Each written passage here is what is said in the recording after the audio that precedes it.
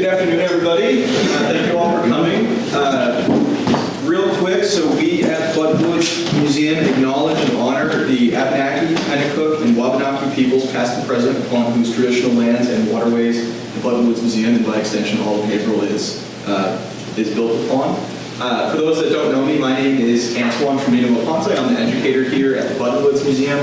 And today we have a really interesting talk for you about a topic that most people really haven't probably learned very much about at all. But we're going to be talking, Rich is going to be talking about vice presidential wives, or second ladies. Rich teaches U.S. history at Northern Essex. And yeah, I'm going to turn it over to you. All right, thank you, Antoine. Thank you. Yes. Okay. All right. So thank you to Antoine and Tom and the Buttonwoods Historical Society for having me here today. I appreciate it. As Antoine said, I do teach history and government at Northern Essex Community College. And I'm on the Alumni Advisory Board there, and Elaine is a former co-member of mine there on the board. And I also teach U.S. history and European history at Merrimack College in North Andover. So I've written some self-published books, one of which I'll talk about today here with you. But I'm currently working on my fourth one, and some students of mine in Northern Essex have helped me with the preliminary research for it. So what we decided to do is, as you may know, presidents ever since FDR are, for better or worse, are judged, okay, on their first 100 days in office, okay? This was a precedent that was begun when FDR came into office, considering the circumstances, right, under which he came into office, namely trying to combat the Great Depression, okay? So when he was running for president, he was somewhat vague on the campaign trail, okay, as to exactly what he would do. He would do something, unlike the incumbent, Herbert Hoover at the time. So FDR promised he would do something, but he was speaking in generalities, okay? So when he did win the election and come into office in 1933, he basically took Congress, by the reins, and it helped that it was controlled by his own party, the Democratic Party. And he, in 100 days or so, he got a multitude of bills passed by Congress, right? Try doing that nowadays, right? Good luck to all of us, So journalists and scholars at the time, because of what he did there during his first 100 days and the speed at which he went about things in trying to lift the country out of the Great Depression. So again, for better or for worse now, every president since FDR has been judged fairly or unfairly on their first 100 days in office. So I thought this would be a good topic for my next book, which will be coming out in May now, sometime in May. So my students and I have taken a look at the first 100 days of every president now, from FDR up to Joe Biden, So again, I'm up to George W. Bush right now. Okay, I started with FDR. I'm working to the present. So I'm wrapping up George W. Bush, and now I just have Obama, Trump, and Biden left to do. So the target date is sometime in May that this will come out now. If any of you, and I'm not charging, it's going to be a free copy for anybody who would like one. So if anybody would like a free copy of this book, I'll try to get something into the Eagle Tribune when it comes out. And then if you want to just email me, and we can make arrangements to get you a free copy if you're interested in that particular topic there on the first 100 days of presidential administrations. Okay. So anyway, that's what's going on with me. By the way, during the summer, I'll just put in a little plug. During the summer, I am the tour guide, the interpretive tour guide at Lawrence Heritage State Park, okay? And I think I have two visitors here today, right, who have taken some of my programs there at Lawrence Heritage. Thank you for coming today. So if any of you are interested, from late May until Labor Day, I give tours at Lawrence Heritage. Everything is free. We don't charge for anything. So we have a museum there, a local history. I give museum tours. We also, in the downtown historic district, the Mill District in downtown Lawrence, I give thematic walking tours there in the morning before it gets too hot of downtown Lawrence. And then on Saturday mornings, I give narrated boat tours of the Merrimack River. All right, those are July and August, Saturday mornings, 10 a.m. to 12 noon, from the Bashara Boathouse in South Lawrence, okay? So you do need to make a reservation, though. So if you're interested in my boat tours, starting in June, if you call Lawrence Heritage, okay, 794-1655, and tell me how many people are in your group, or which Saturday you would like, we'll put you on the reservation list, Are okay? those handicap accessible? Yes. I work at Ashland Farm and I Oh, bring yeah. my Yeah. residents in and love it. Yeah, okay, yes. Yes, the boat holds, it's a pontoon boat. It holds 10 people, that's why we have to take reservations. So the boat pulls right up to the dock, when the door swings open. It's just a slight step, but I'm there, the staff is there to assist anybody getting onto the boat. But it's just a small step to get from the dock onto the boat. They have walkers. Yeah, we can accommodate them, that's fine, sure, yes. Do you have all these things listed somewhere, like on Facebook or something? No, I don't. But I'll repeat the phone number for Lawrence Heritage if you want to jot it down, okay? Okay. So 978-794-1655. And where is the Heritage Park, Lawrence Heritage? Okay, 1 Jackson Street. If you're on Essex Street, I went there today. okay. It's awesome. Yeah. Really? Yeah, if you're on Essex Street, so at the beginning of Essex, there's the Everett Mill, Holy Rosary Church, okay? Okay, yeah. You keep going up Essex Street, go up 2 blocks to Jackson Street, okay? Okay. Make a left on Jackson, and you can't miss it, it's right down there at the foot of Jackson Street by the canal, Okay. all right? So, There must be something else I didn't Google. if you Google it, yeah, it's on the internet, okay? So you can get some information on the internet as well. Okay. So, yeah. Okay, you're welcome, yeah. All right. So that's some information there to get us started today. It has nothing to do with second ladies, but I thought I'd get this information out in the open anyway. So this is the 3rd book that I wrote. There's no more left. They all sold, which is a good thing. So this is my own personal remaining copy here. But in 2017, this is the booklet that I wrote on second ladies. Because I was thinking, this is a group of people that has not gotten much attention over the years, okay?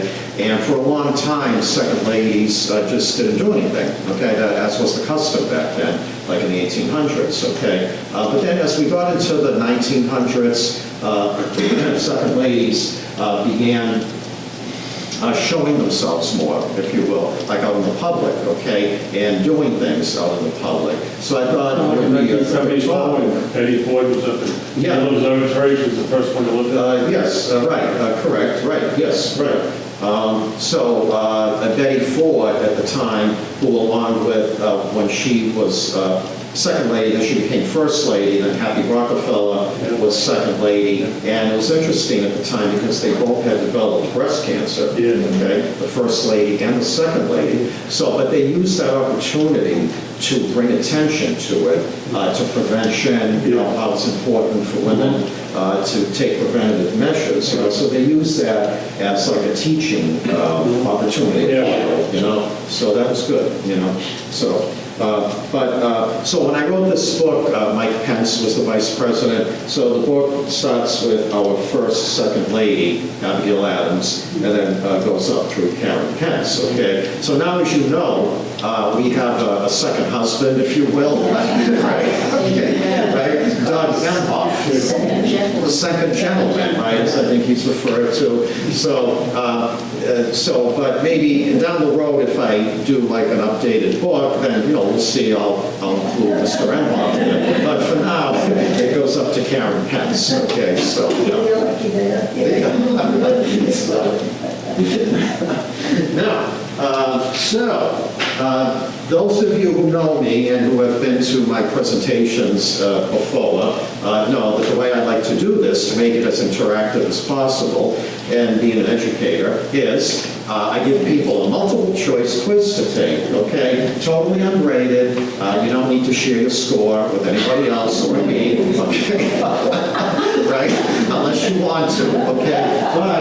But thanks to Northern Essex, my employer, they gave me some swag to bring here today, which I will use as prizes, okay?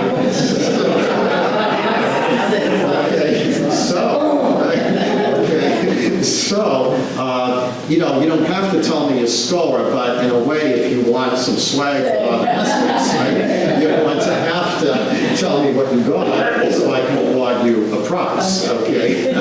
All right, so why don't we take a few minutes. I have pens and pencils if anybody needs one. So, you're welcome. So if you'd like to do this little quiz right now, and this will be a good icebreaker, to get the discussion going. Okay, you're welcome. All right, so again, we'll go over these now. You can keep track of your score, okay? And then when we're done, we'll see who has the most correct, and I'll give out some prizes. Okay. All right, number one. The title Second Lady took hold with this particular vice presidential spouse, who took on some attention-getting public policy roles, gaining the notice of the media, and lending an air of prominence to this position that for so long sat on the back burner. Okay. Now, would anybody like to volunteer their answer? Tipper Gore. Yes, very good. Okay. C. Tipper Gore. Yes. Thing with the media, with the music and things, she went into that area pretty much. Yeah, she videos that were questionable, like for children.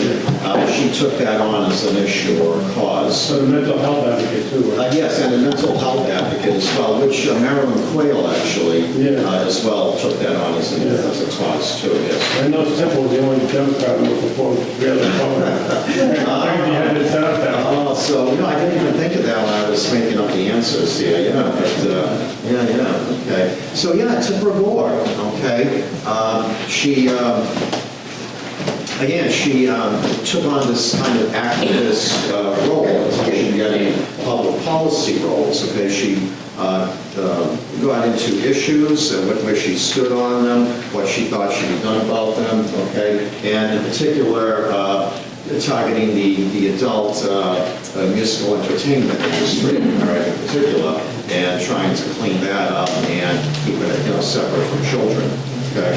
So ever since Tipper Gore, okay, and what she did, so she kind of started in the 90s there, okay, created like a model, if you will, for future second ladies, okay, not necessarily taking up the same causes, but taking up a cause or causes, okay. So Tipper Gore, right? So, and then at the same time, the title Second Lady now took hold, all right? At the same time, she was tackling some important issues and bringing them to light as well, okay? So, all right, any questions or comments on that one? All right, number two. Perhaps the most enduring story about this second lady is that of her conveniently hanging her family's laundry to dry in the newly constructed and still roofless East Room of the White House. All right, anybody want to tell us? Abigail Adams, yes, very good. Abigail Adams, okay? So, if you know nothing else about Abigail Adams, okay, right, you meaning most people, okay? Oh yeah, hanging the laundry there in the East Room of the White House, okay? So just, stringing across a rope, right, okay, and clothespins or what have you, and hanging up the laundry there to dry, But not going to live in the White House. Yes, right. See, so during the beginning of our republic, our country, okay, the first capital was New York City, okay?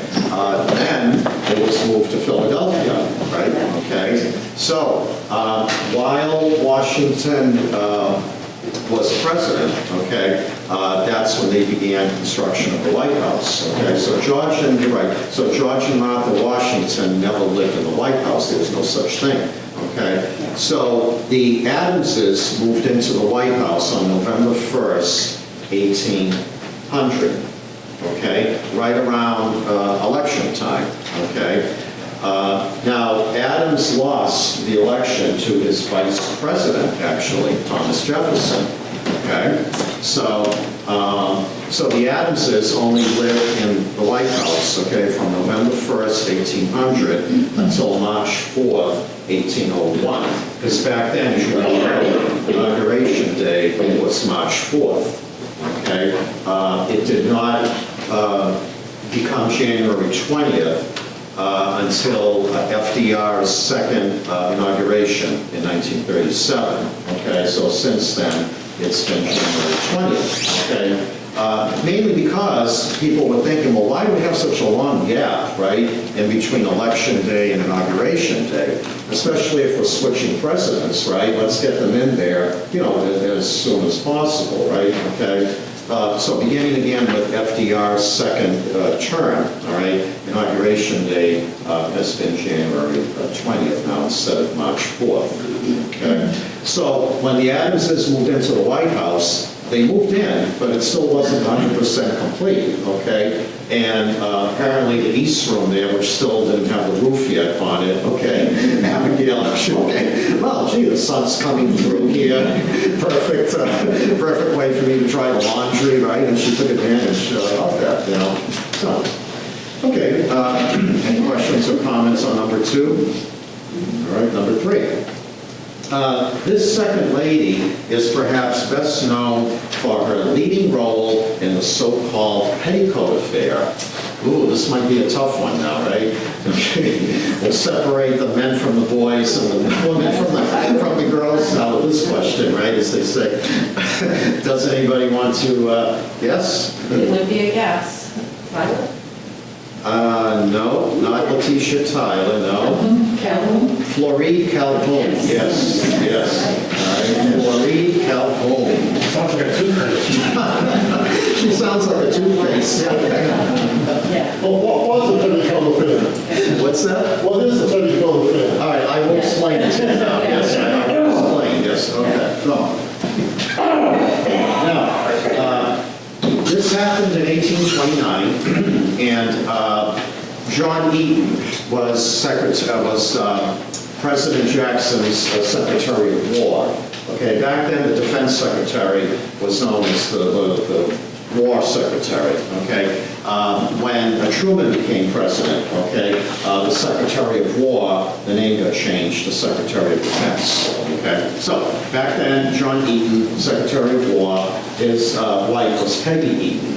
Okay. Now, Floride Calhoun, the second lady, really had it in for Mrs. Peggy Eaton, okay? She didn't trust her morals, okay? She didn't think she was a woman of good caliber, and she accused her of having an adulterous affair, okay?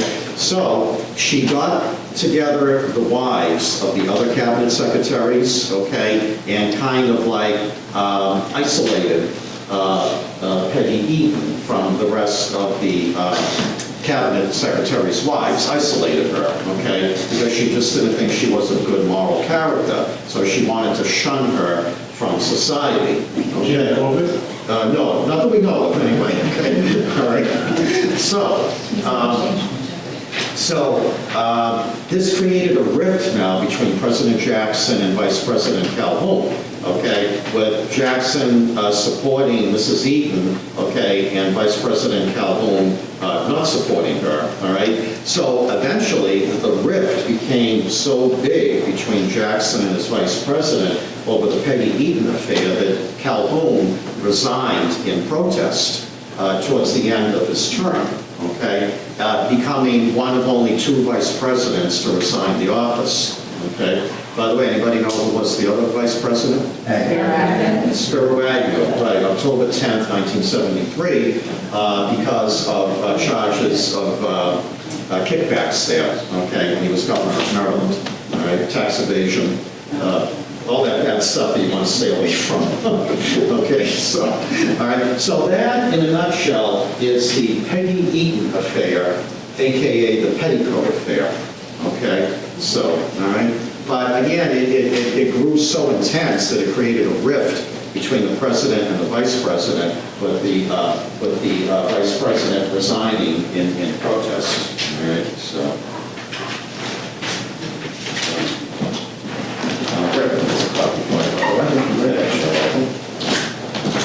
Okay, number 4.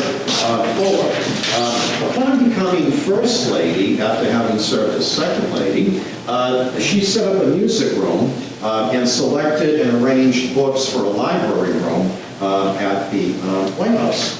Any guesses here, sir? Fillmore? Abigail Fillmore, very good. Yes, Abigail Fillmore. Yep. Okay. So, yeah, so she thought, you know, she was looking for things to do. She was kind of a low-key, as most of them were back then, Second Lady. But then when she became First Lady, she was still kind of low-key, but she wanted to do something to keep herself busy, you know, because again, back then, Second Ladies didn't really do much. It wasn't expected of them, okay? So she thought, all right, let's set up a music room in the White House, you know, and then invited some performers every now and then to come in and entertain, okay? And then she created the White House Library, which of course still stands today in the White House, okay? So she just, again, low-key, but she just enjoyed, you know, selecting books for this new library in the White House now, arranging them on the bookshelves, and that made her happy, and that's okay, right, you know? Okay, so, you know. Put her in a question. Yeah. Then it got into the question here, right, you know, so a win-win situation, right? So, okay. All right, so any questions or comments on that one? All right. Couple Abigail's winning appointments, Abigail Adams and Abigail. Oh, right, yeah, so a couple of Abigails there, scoring points now, right. And of course, back in that period of time, Abigail was a popular name, right. Same thing like, I don't know, Ebenezer. And Abigail Johnson, Fidelity, she sort of runs Fidelity, and that Johnson. Oh, okay, the CEO of Fidelity. Yeah. Okay, yeah. Good point, thank you. That's actually. Yeah. All right, very good. Okay. All right, number 5. This future Second Lady and her husband broke new ground by taking to the stump when he ran for vice president in an era when this was not common.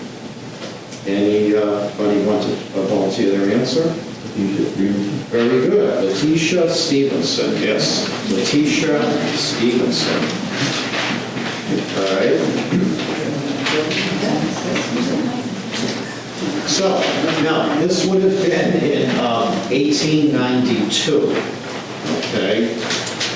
The Cleveland-Stevenson Democratic ticket, 1892, all right?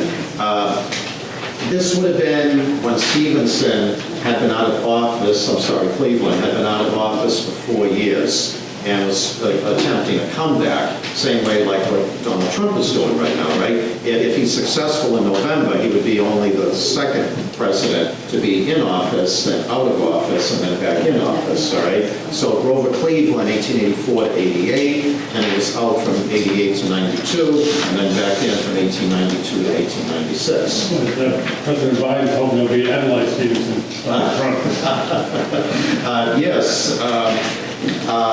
His grandson, Adlai Stevenson III, back in the 1980s, I think, 70s and 80s, was governor of Illinois. Yeah. They're a big Illinois family. Yeah. You know. Yeah. In the 50s, Stevenson lost back. Yes, right. That's so President Biden's hoping that George Middle name is Adlai Stevenson. Oh, okay, I see what you're saying. Okay, thank you, good. Okay, I see what you mean now, okay. But, yes, so the vice president's son, Adlai Stevenson II, as this gentleman was mentioning, was Eisenhower's opponent twice in the 1950s, right? Okay.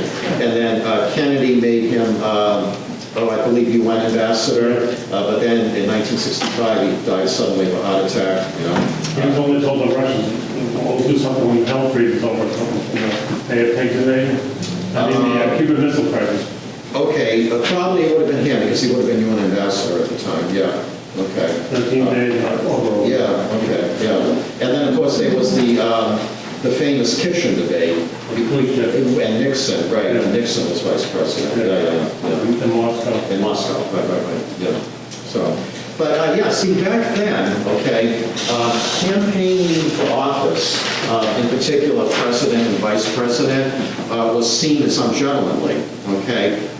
It was considered beneath the dignity of the office back then to go out there and ask people to vote for you, okay? It was just ungentlemanly, all right? And the thinking also was that the office should come to you, okay? You should not go to the office, seek the office, but the office should come to you instead, okay? So if you're wondering, well, how did they win elections back then, all right, if they didn't campaign? All right, well, number one, surrogates did a lot of the campaigning back then. It was perfectly acceptable to have surrogates do the campaigning for you, okay, which they did, okay? And then the second way they campaigned back then was newspapers. Very partisan newspapers, okay, would do the campaigning for you by slashing the opposition and promoting you, okay, all right? So that's how they were able to do it back then, okay? But like Abraham Lincoln, silent when he was running, most of the others from the 1800s, silent when they were running, okay?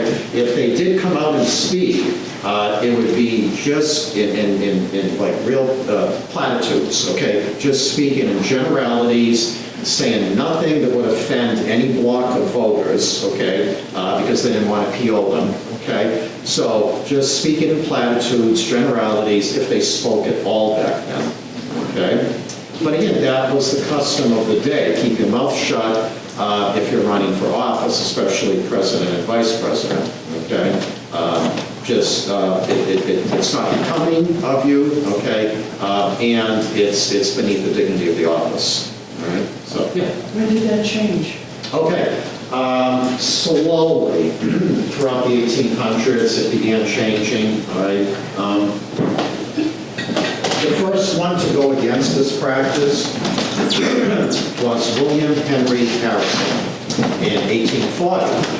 Okay, now our first presidential election was 1788. Okay, so by the time we get to 1840, the Whig candidate, WHIG, later to become the Republican Party. All right, so William Henry Harrison. He's like, no, why do I have to stay silent, okay? So what he did on a limited basis in his home state of Ohio, okay, he made 23, I believe, 23 speeches, okay, during the campaign, but staying within the confines of Ohio. Okay, and of course they were carefully worded, okay, again, just speaking in generalities, didn't want to offend any particular voting bloc, okay, back then. So, all right, so he kind of broke the custom, okay, and then gradually throughout the 1800s, others started speaking, Adlai Stevenson there, okay, for vice president, okay. William Jennings Bryan, okay, was the one who really started turning that custom on its head, okay, and went on a training tour, a speaking tour in 1896. He ran 3 times, but especially when he ran the first time in 1896, okay, spoke across the whole United States, okay, and he's like, oh, I mean, so what? If people think I'm being ungentlemanly, I don't care. I'm speaking out about the issues, So it really began changing with William Jennings Bryan in the late 1800s. Didn't Eleanor Roosevelt do a lot of Yes. campaigning for her? Yes, right. I think she was known for that. But she was known for that, right. So Eleanor Roosevelt, who was not shy, right? Much like Letitia Stevenson did for her husband Adlai, went on the hustings there on the campaign trail, right? And was not afraid to speak openly in public about the issues, But right, Eleanor was a great asset to her husband in that regard, yes. With the second ladies not having notoriety, it was quite a while before the vice president had virtually anything to do. Right, exactly. Sometimes they had people move to Washington. Right, exactly, right.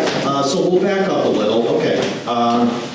So, yeah, in my Gov 101 class in Northern Essex this week, I just got done doing a lesson on the vice presidency, so your question is very timely. Okay, so back then, okay, the only constitutional duty of the vice president is to preside over the Senate. That's the only duty they're given in the U.S. Constitution, okay? Now, in the 1800s, because they had nothing else to do, even into the early 1900s, okay, that's what they would do, okay, full-time or mostly full-time. They would preside over the U.S. Senate. They're considered the president of the U.S. Senate, okay, the presiding officer, okay? So that's what they would do, and that was it. They were not consulted by the president. They were not asked for advice from the president. They were not given any say in domestic or foreign policy, okay? Just bang the gavel and preside over the Senate, and we'll leave it at that, okay? Now, that continued into the early 1900s, all right, even the mid-1900s. So because of that, a lot of them, like this gentleman was saying, in addition to their wives, were not really known, okay? They were known to the senators, right, and that was about it, okay? And like you said as well, often they did not even live in Washington, D.C., okay? And if they did stay in D.C. while the Senate was in session and they were presiding, oftentimes they would live in a boarding house. And can you imagine the vice president, right, they would live in a boarding house in D.C., okay? The vice presidential mansion did not start being used by vice presidents until Walter and Joan Mondale, okay, in 1977, all right? Congress, see, the vice presidential mansion was built in 1893. Okay, on Observatory Circle near Massachusetts Avenue in D.C., okay? And when President Ford was in office, that's when Congress, it used to be the superintendent of the observatory, his mansion, okay? Then under President Ford, Congress turned it over to the vice president, okay? So the first one to be eligible to live in the vice presidential mansion was Nelson and Happy Rockefeller. Margaretta Happy Rockefeller, okay? They chose not to, all right? They only used it for entertaining purposes, okay? So when Jimmy Carter came into office, okay, Joan and Walter Mondale were happy to take up residence in the vice presidential mansion, okay? So now, with Walter Mondale, that began the modern vice presidency, okay? So Jimmy Carter, despite what all his predecessors thought and how they regarded their second in command, okay? Carter, when he came into office, he's like, no, I want to give my vice president some meaningful duties, okay? So Jimmy Carter made Walter Mondale a partner, okay? Gave him input, gave him a say in formulating and implementing both domestic and foreign policy, okay? And used him as an advisor, okay, a trusted advisor. And this went against everything, right? Every other previous vice president, how they were treated and used, you know what I mean, like as far as their skills, okay? So we consider the modern vice presidency to have begun with Walter Mondale in 1977, okay? So ever since then now, vice presidents have been given more responsibility, instead of just presiding over the Senate, more responsibility by the president. Okay, putting them in charge of like commissions, task forces, things like that, representing them in foreign trips, okay, things like that, okay. So, and, you know, I'll take it a step further. Some would even argue that the Bush-Cheney administration was more of a co-presidency, right? Okay, okay, rather than a president, vice president. Okay, the Cheney was really the one in charge there, and there is enough historical evidence to actually support that. Okay, so you know, but all right, but like with Bush, Cheney, Obama, Biden,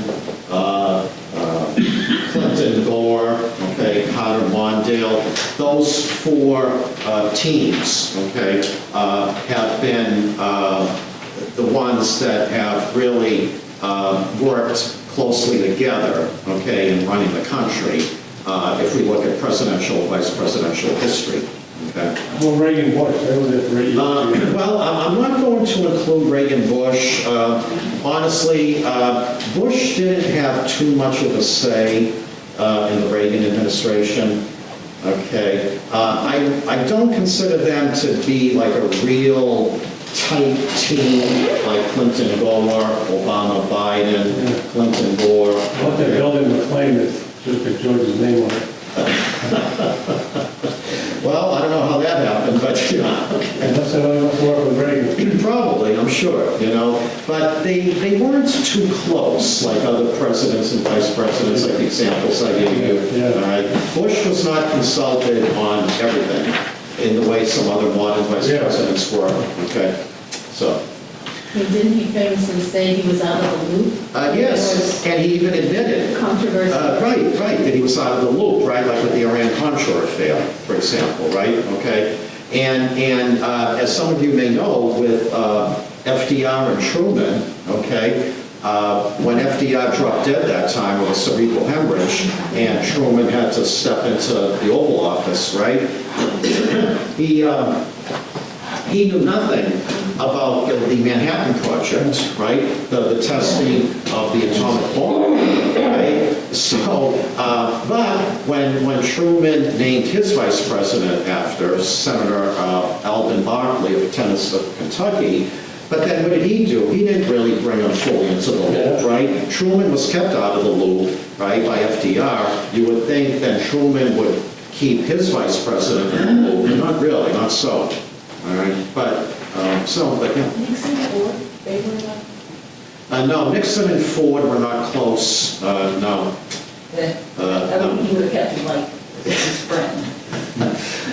Ford did support Nixon throughout the Watergate affair. When Ford was vice president and he would, you know, speak to groups of people, he was very supportive of Nixon as boss, you know. But I wouldn't say they had a real close relationship, though. Ford, even though he was supporting Nixon, he kind of still kept a little distance because I think he could see what was coming, you know. So. Okay, number 6. When her husband was elected VP, this second lady organized a group known as the Ladies of the Senate, a regular but informal gathering of U.S. senators' wives. She also hosted public receptions in the hotel suite shared with her husband, right? If they weren't living in a boarding house, they'd be living in a hotel in D.C., the VPs. So she hosted receptions at their hotel suite. This was before the vice presidential mansion came into existence. Okay, any guesses on that one? I guess. Okay, go ahead. It's like Grace Coolidge. Very good, Grace Coolidge. Yes, Grace Coolidge, very good. Yes. Silent Cal's wife, right? Yeah, so she thought, yeah, you know, let's, so now that we're into, at that point, we're into the 21st century, and second ladies now are beginning to, you know, be out there a little more in the public, okay? So she organized the wives of the vice presidents, since her husband was the presider of the Senate, being VP, right, okay? So she organized the wives of her husband's former colleagues, they're senators, and to, you know, try to get to know them and create like a social kind of club there with them, okay? So regular meetings, but informal, just probably like, you know, anything they wanted to talk about was fine, you know? But just like a social occasion, okay, and try to get to know one another, all right? So, but yeah, some of you, I'll just sidetrack a little here. Some of you might know this little story about Silent Cal, right? Okay. He was asked at a dinner party. A woman came up to him in the White House at a dinner party. Mr. President, and again, he was known for, you know, like less is better as far as speaking, right? Okay. So, Mr. President, I bet I could get you to say more than 2 words. All right. You know what he said to her? You lose. There's the 2 words there. It's pencil, right? Okay. So, and then she kind of stormed off, you know, all frustrated. She thought she had him, you know? So, anyway, okay, getting back to the quiz now. Number 7. This second lady was her husband's personal secretary, a little nepotism, you know, and despite some criticism, was a vital force and a capable administrator throughout his vice presidency. That's true. No, good guess though, good guess. So you would think. Wallace? Wallace? Not Wallace, not Iowa Wallace, no. Garner. Yeah, Marietta Garner. Yes, John Nance, yes, John Nance, yes, FDR's first vice president, yeah. Mariette Garner, okay. So, yeah, so John Nance, oh, okay, okay, that's all right. John Nance Garner was FDR's first vice president, 1932 to 1940. He had 3 vice presidents, right? Okay. John Mr. Garner was the first, okay? He was the Speaker of the House, okay, when selected to be Vice President, okay? Which he thought was actually a demotion. He had more power as Speaker, right, than he had as Vice President, okay? But he took it after some, arm twisting there, okay? But wasn't too happy there because he saw the difference in what he could do as Vice President compared to what he was doing as Speaker of the House, okay? So, and he was a congressman, of course, before becoming speaker, okay? So, Mariette was the secretary while he was serving in the House of Representatives and as speaker, okay? So when he became vice president, she continued being his personal secretary, okay? And, you know, so it did invite some criticism back then, okay? Oh, look, you know, she's only his secretary because she's his wife, you know what I mean? This isn't fair and all that. But she was a hard worker, a diligent worker, and by all indication, you know, she worked hard there for her husband and was a good secretary and office manager, okay? But she did take some heat because of that, though. All right, you know, which is too bad, yeah, you know, if she's doing the job and doing it well, you know, but she didn't go over too Today, you bad. have no problem. Yeah, right, it was a different era back then, right, you know, so, and, you know, different values, different things, what people see as acceptable and not acceptable, you know, so, yeah, right, you know, and I believe there's a dormitory, it's in my book, there's a dormitory named after her at a college in Texas where she had attended, you know, so, yeah. All right, any questions, comments? Okay, number 8. This former second lady landed a secretarial job at George Washington University after her husband died of a heart attack after leaving the vice presidency. Now, she wrote a memoir, I Married the Veep, but then herself later died of a heart attack. Kind of sad, huh? All right, any guesses? Humphrey? Not Muriel Humphrey, no. Barkley? Not Mrs. Barkley, no. Not Mrs. Agnew, no. Gardner? So, no, not Garner, no. Oh, Barkley, I'm sorry, Barkley, you said Barkley. Yes. I'm sorry, sir. Okay, my mistake. Right, I'm sorry, I misunderstood you. So Jane Barkley, yes. The show was correct here. Jane Barkley, yes. Yeah. Right, you probably have heard of her, right? Okay, no, I wouldn't expect you to, right? But, you know, but that's why I wrote that book, right? To bring it to light. Right? You know, right? Okay, so when Truman became president, he had to get his vice president now, right? So he chose Senator Alvin Barkley of Kentucky, okay? But then didn't really, you know, fully bring him into the loop, right? And he, again, as I mentioned, Truman wasn't in the loop himself when FDR was president. But, when Truman chose not to run again in '52, okay, which opened the door for Ike.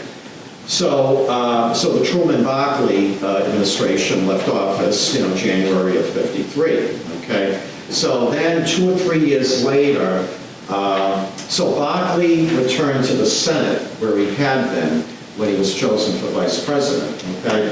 So Mr. Barkley was giving a speech at a college in the DC area and just suddenly collapsed on the stage while talking to the students and died, all right?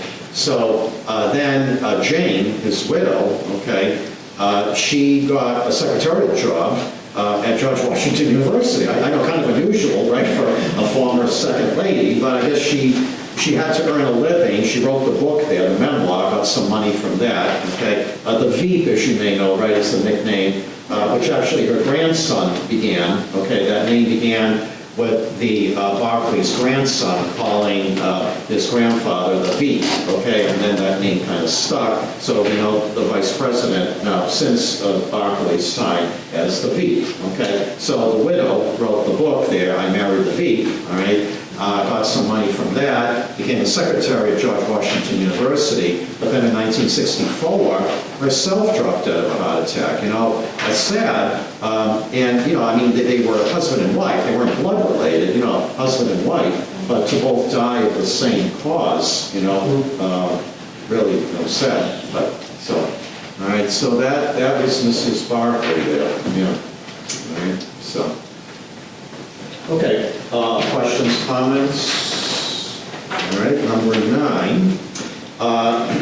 This future second lady took an active role in her husband's vice presidential campaign, traveling 35,000 miles across the country.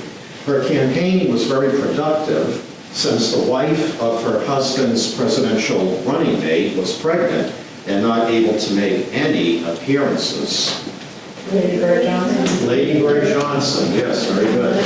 Lady Bird Johnson, yes. John, right? John. Jackie was pregnant with John, so could not be out there on the campaign trail in 1960. Okay, so, yeah. Now, yes, go ahead. Isn't Kennedy and Johnson an example of president and vice president? Really didn't care for each other. I know, right. That was not a good team. Okay. And the reason, pretty much by and large, that Johnson was chosen that time is to help win the electoral votes of Texas, right? Okay, which Kennedy needed badly. Yeah. Okay. And Johnson was a former competitor of Kennedy's, right, in the 1960 primaries. Yes. Served in the Senate. Right, Senate Majority Leader, right? And another one, like John Nance Garner, who was reluctant to accept the vice presidency because he was concerned that he would have less power now, right? Okay, so... Okay, well, why does one want to become vice president? Okay, well, the title sounds nice, right? Okay. You never know, let's face it, you never know when you're going to have to step in to the role there to be number one, right? All right? And in the modern age, now this was before the modern vice presidents, right? But he took it anyway. It did take some arm twisting, he was reluctant, okay? But, but I guess he probably thought, well, when Kennedy is done with his 8 years, then I probably have a good shot at it,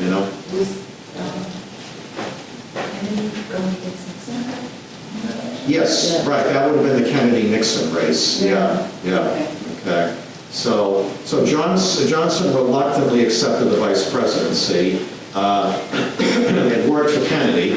He got the electoral votes from Texas, okay, so Johnson delivered, But Johnson was not given an active role in the Kennedy White House, okay? He was sent on like some foreign trips, to represent the president. Not consulted that much. Get him out of the picture, right, okay? And he knew it, and he wasn't happy, No, it's too bad the circumstances that got him into the Oval Office, But, so he got in there. Then, all right, I guess his happiness level went up, that he was now the president, the Great Society program, right? The landslide against Goldwater in '64. But what sent things back downhill after about the Vietnam War, which proved to be his undoing, right? Okay. So, most historians would say he did pretty well on the domestic front, okay? But then, was saddled with the Vietnam War, and then, of course, it escalated under him, and then also somewhat under Nixon before, we started drawing down the troops, right?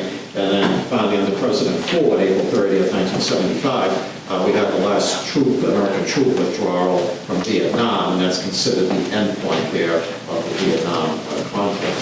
So,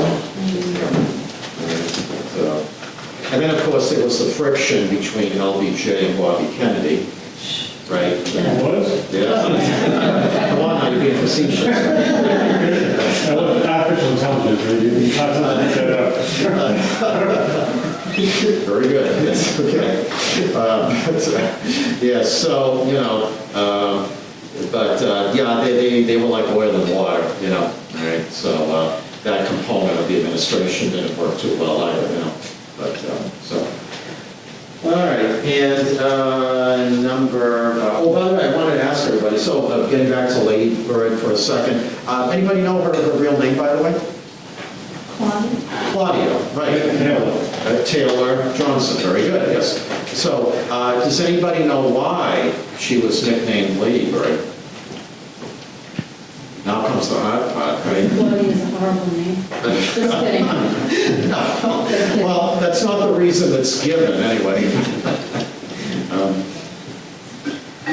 Okay, when the two of them were dating, Lyndon and Claudia, okay, he remarked to her, "You're so pretty, just like a ladybird, like in a tree." Okay? So,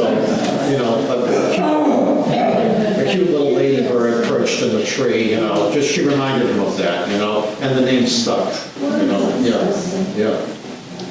yeah, so, yeah, Britt. Wasn't she also known for starting the beautification Yes, program? very good, thank you, yes. Okay, Britt was saying, wasn't Lady Bird also known for starting a beautification program? Oh, yeah, right. Yes, which you're correct, right? She traveled across the country, the Lady Bird train, okay, promoting basically a clean environment, okay? So, for example, she wanted to get rid of like ugly billboards, on the side of the highway, okay? For example, litter, okay? Creating more green space, garden space, okay, things like that. So, as second lady, that was one of her big causes, okay?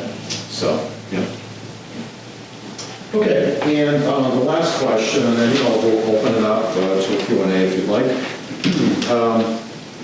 This second lady had a college minor in art, and early in her career worked at the Museum of Fine Arts in Boston, kind of in our backyard here, right? Years later, she took great pleasure in showcasing the works of American artists at the newly established, I think we gave this away already, Vice Presidential Residence. So this would be Joan Mondale, yes. Okay. So, yep. Yep. The first second lady to occupy the Vice Presidential Mansion. Okay. And also, years later, when her husband was out of office, she got appointed to like some kind of postal advisory commission, okay, where she was part of a group of people who helped select postage stamps, okay, no doubt because of her art background. Yeah, so, yeah.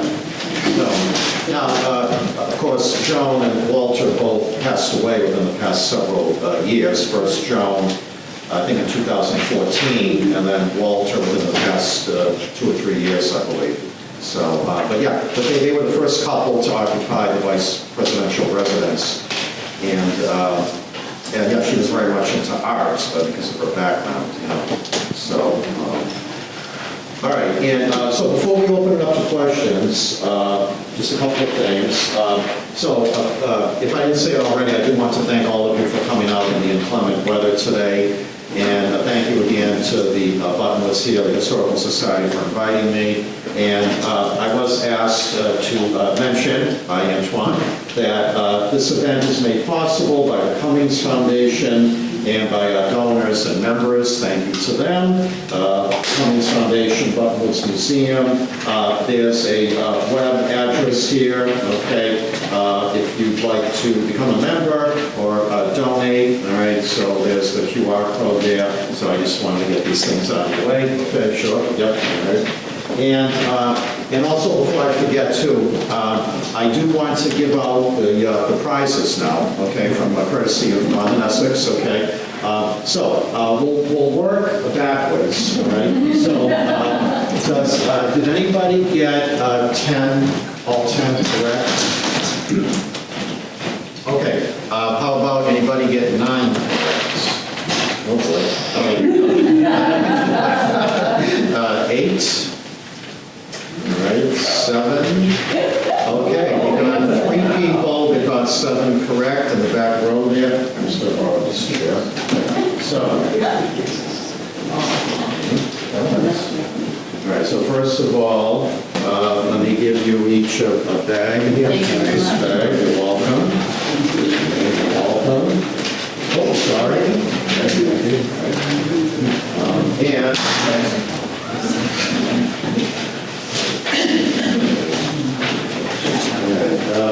And a water bottle as well. You're welcome. All right, anybody gets 6 correct? Okay, 1, 2, 3. Okay, so let's see here. Let's do this. How about a Northern Essex winter cap? Okay.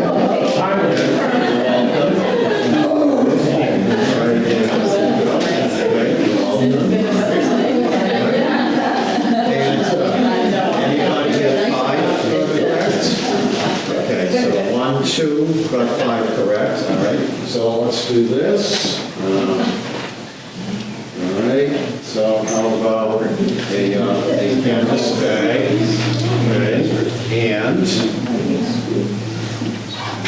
Okay, and how about a water bottle as well? Okay, there you go. All right. Okay, so that was what, 5 answers? Okay, forward. Who got 4 correct? Okay. All right, so 1, 2, 3. 3 people on my right here. Okay. All right. So let's see here. All right. How about who would like? Is there anybody who would really like the hat? Okay. So. Okay. Both of you. Go ahead, go ahead. It doesn't matter who, yeah, okay, sure. And then how about the water bottle? Or if you want to switch with somebody, if anybody wants to switch prizes, that's fine. Okay. All right. You can use this in the best.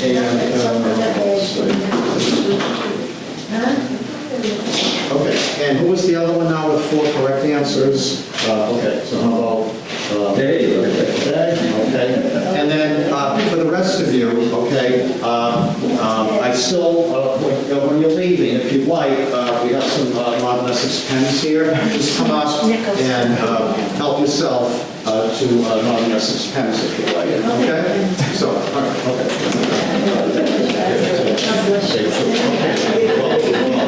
okay, so now, yes, so we have time for questions? Oh, yes, yeah, absolutely. All right, so, shoot, okay. I want to know when you're going to reproduce your book.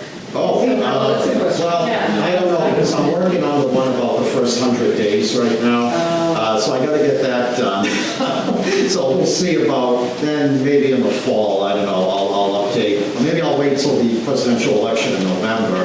I should probably sit tight in case there's any changes. And then we'll think about an update then, you know, all right, so, yeah. But what do you want? What about if you don't have a wife, like Jefferson did? No, right. So some presidents who were widowers or who didn't marry, So there are some gaps in my book, okay, because of that situation there. So if you read my book online, okay, you will see gaps there. So for, like Thomas Jefferson, right? What do you do? Okay, right, what would happen? Okay, so most of the time, what would happen, okay, is like a relative, like a niece or like a daughter. Like James Buchanan? Yes, would be the official White House hostess, okay? And like, the only president who has been unmarried, James Buchanan, right, 1856 to 60. So his niece, I forget her name now, but his niece, I think Abigail, was the White House hostess, okay? So in cases like that, a daughter-in-law, a daughter, a niece, granddaughter would fulfill the role of the First Lady and be the hostess at the White House. Yeah, all right, so, all right. What else? Yes, go ahead. Yeah. What got you interested in researching and writing? Okay. All right. Yeah, good question. Okay. So as you all know, I teach history at Northern Essex as well as Merrimack, and I love to write, So, I was thinking, gee, I'd like to combine both of my interests, and so like, okay, I know that, but what do I write about now that has to do with history, So I'm thinking, I did some checking. I'm thinking, right, there are enough books out there written about presidents, excuse me, first ladies, even vice presidents, okay, when I checked. But I didn't find anything on second ladies, and I'm thinking, well, gee, they deserve some attention, I thought, So I'm like, all right, that's it then. We'll write about second ladies, we'll put out a book about them, and that'll join the books out there that we already have about presidents and vice presidents, first ladies, okay? And so that's what got me on that track there, And then that was my second book. My third book, I picked another group of people that are often forgotten, unsuccessful presidential candidates. Okay, so that one came out in 2020. So my students and I, Northern Essex, I had a group of students helping me. We came up with a list of everybody who has ever run for president. Okay, and believe it or not, we got it down to 17 people. Okay, so my second book is called Concession Speech, Portraits of America's Unsuccessful Presidential Candidates. We wrote about 17 men and women, who have run for president, Democrat, Republican, Independent, who ran, but just, never made it to the White House. But still, we didn't want them to be forgotten in history, because they made contributions as well. They put themselves out there under a microscope, gave up their personal life, and I thought, my students thought that they deserved some attention, So that was the subject of my third book. Yeah, another group of people, that don't get a lot of attention, but I thought they should get some anyway. So, yeah, yes. Have you ever considered presidential children? No, but thank you for the idea, though. Yes, okay. That could be down the road then, perhaps. Yeah, thank you. Good point. Yep. Presidential pets? A presidential pet. Yes. But actually, yeah, Bobby Bush Yeah, wrote through yeah. the dog. Yeah. Really? Yeah. And then when he went back. Look at Janet Bush now on the Today Show. Oh, yeah, Janet Hager, Bush there, Bush Hager on the Today Show. Yeah, right, yeah, true. It's Clinton. What's her name? I know what you mean. Chelsea. Sorry, yes, I know something too. Oh, really? Yeah. Oh, yeah.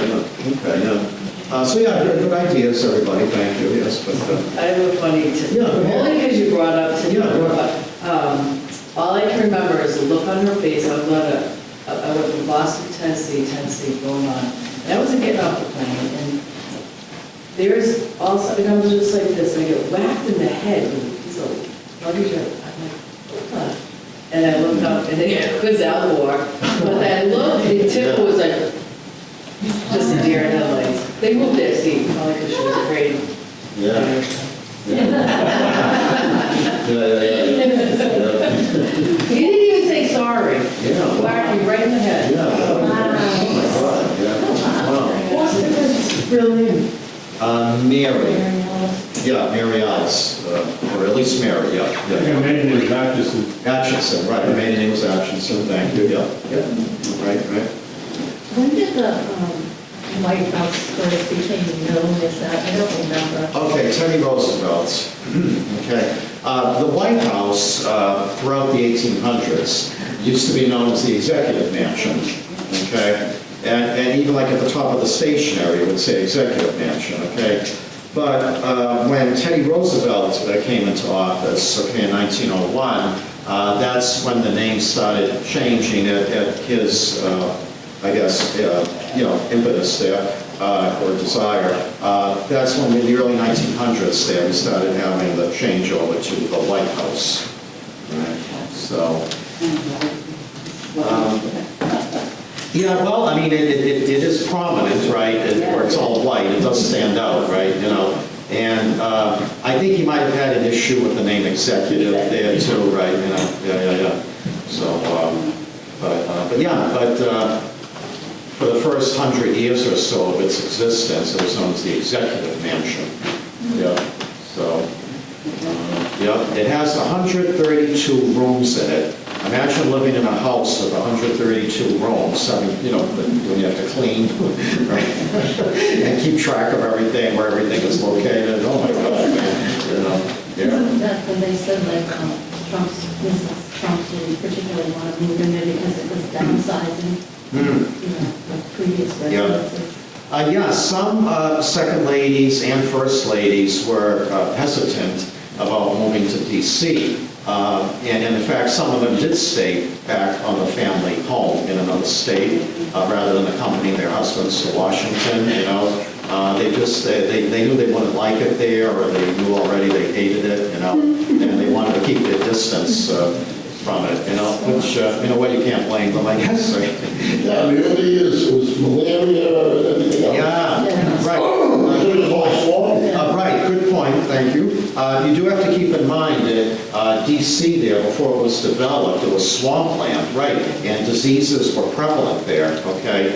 And even right near where the White House is today, it used to be a swampy area, So, right, there was a lot of illness going around, and that did scare off some of the first and second ladies. Their husbands had no choice, but the wives there, some of them just, like I said, stayed back home on the family farm or whatever, So, yeah. So, all right, anything, oh, and if anybody needs to leave, that's fine, I won't feel offended or anything, it's okay. Yeah. What do you use for your sources for this information? Oh, okay, well, so what I do is, if you want, you can borrow this for a minute or two if you like. There's my bibliography there in the back of the book, okay? So believe me, I cast a net far and wide, okay? And I practice what I preach. I tell my students, try to stay away from .coms. And in my bibliography there, if you find like probably one or two at the most .coms, that'll be it, okay?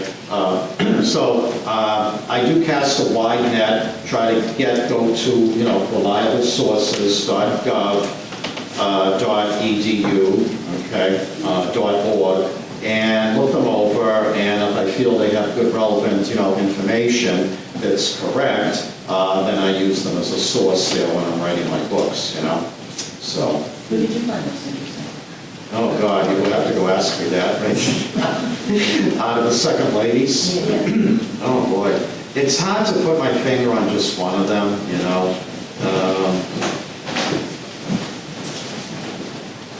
I don't know, if it's honest, it's hard to narrow it down to just one.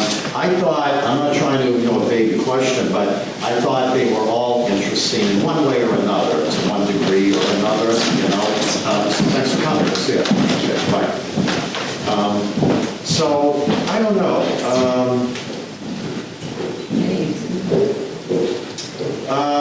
Belly Madison? What's that, Rick? Dolly Madison? Dolly Madison, well, she was. Oh, she was the first right, she lady, got the first first lady, lady, yeah. Well, I, see, by the same token, I wouldn't say there were any I didn't like. What I will say, though, is that with some of them, it was hard to find information on them. Because they kept such a low profile, there were little to no sources on them, you know? So I had to cobble together what I could. One of them in the early to mid-1800s there, she was an invalid. She's in my book there, and she couldn't do anything. So she spent her days in her own bedroom, just like knitting all day, you know? And back then, they had separate bedrooms, okay? I think it was Nixon or Ford who broke the tradition of separate bedrooms in the house, okay? So one of them there, let me, thank you, I'll tell you who it is, I think Letitia Tyler, let me see, page 10.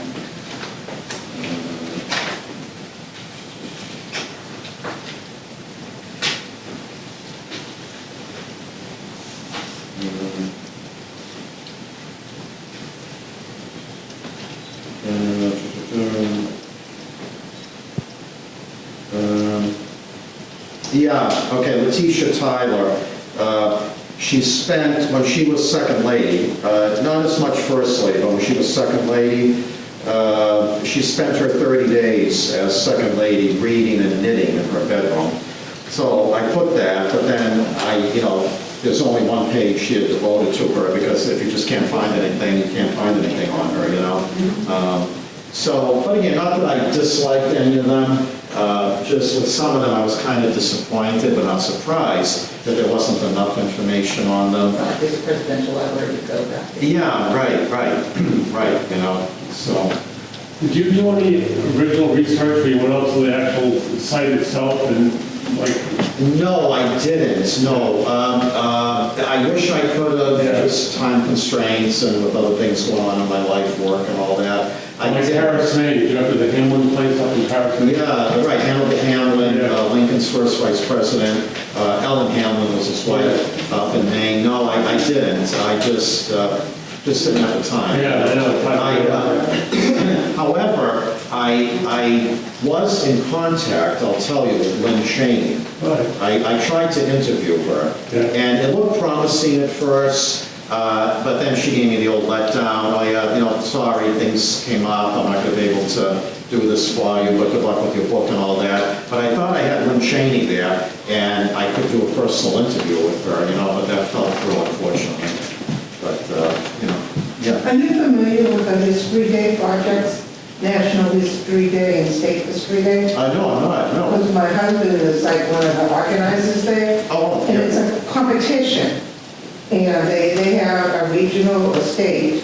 Then the winners from the state there, they go to DC, but around the University of Maryland. Yeah. They compete, and kids get prizes and, very nice. consider talking to the mass people. They try to keep the kids going. It's usually there's a teacher, it doesn't have to be their teacher, but they can have a teacher working with them. Yeah, okay. And they mainly use, it's more important to use as many primary sources as you can. Oh, yeah, primary, right, as I always tell my students, right? Yeah, and then they have a topic every year. Yeah, okay. Massachusetts has done pretty well. I was just wondering if you had heard about it. No, I It's honestly high school haven't. level though, they. Oh, high school level. Middle school and high school. Middle school and high school, okay, all right, okay. All right, and before anybody leaves, too, and if you have to get going, I understand. If you, when you're leaving, if you would like an electronic copy of my book, okay? Because again, the one there is the only one left, my own copy. If you provide me with an email address, just nice and clearly, so I'll be able to read it. If you write down your email address, I will reply to it with an electronic copy of the book on Second Ladies, if you'd like to, read it, okay? Since there are no hard copies left. All right, so just to let you know. All right, so, okay. Thank you, John. Okay. All right, so yeah, anything else for now? We got one more thing.